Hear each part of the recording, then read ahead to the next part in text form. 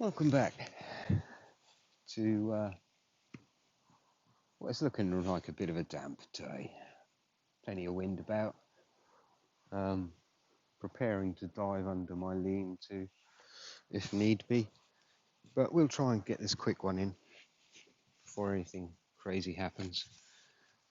It's going to be about lighting fires because we're at this time of year now where everything's damp, obviously.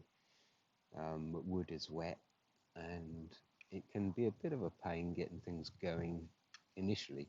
Once you've got your heart, your heat blazing, then obviously you can go through the wet wood, but it's getting that start. So what I've got here is not a very good bit, but a little bit of fat wood, which I just took off a fallen tree, which was, I think, a Scots pine. It doesn't have to be Scots pine, it can be pine, it can be fir, and probably a couple of others, but yeah, stick with the pine, really. Scots pine is rife in this area, and there's always one that's fallen down. Don't bother taking it off something that's living because there's just no need, really. A little bit more searching, you'll find something that's fallen down.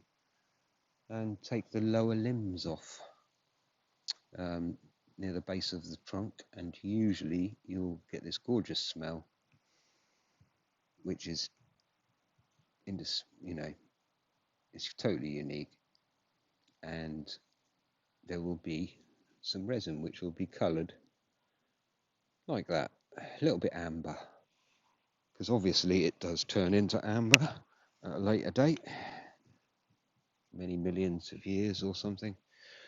I don't know. It's now starting to rain, so all we do is a rasper, which I find incredibly useful.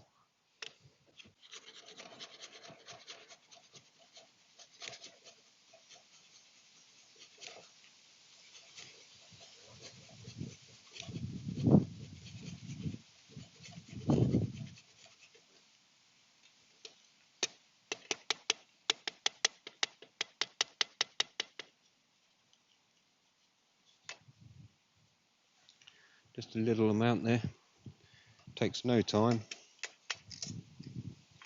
It will ignite with a flint just about every way, because this is super fine material, as I'll quickly show you. And it's got resin in it, which ain't much to light this. It should be as quick as that. So it's highly flammable and perfect to get things going with. And that is as simple as it gets. You could make a feather stick. Takes a lot longer than what this did. But it's each to their own. I just find this a very quick, easy, reliable method to get you started, to get those flames going in the initial stages. Obviously you'd lead on with some very fine timber, preferably dry, but even if it isn't dry, if you use a fair amount of this, it will dry the area around it with time.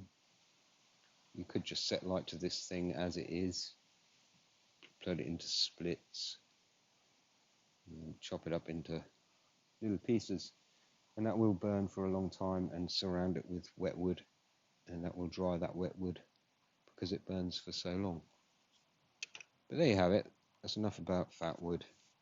It's just mainly I was trying to show you a very quick method of getting it and to get a fire going, which can be quite important.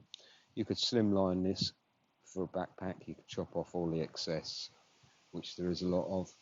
It's mainly this plate you need, kind of like a cheese grater. Anyway, just a quick one. Thanks for tuning in. Take care in the woods.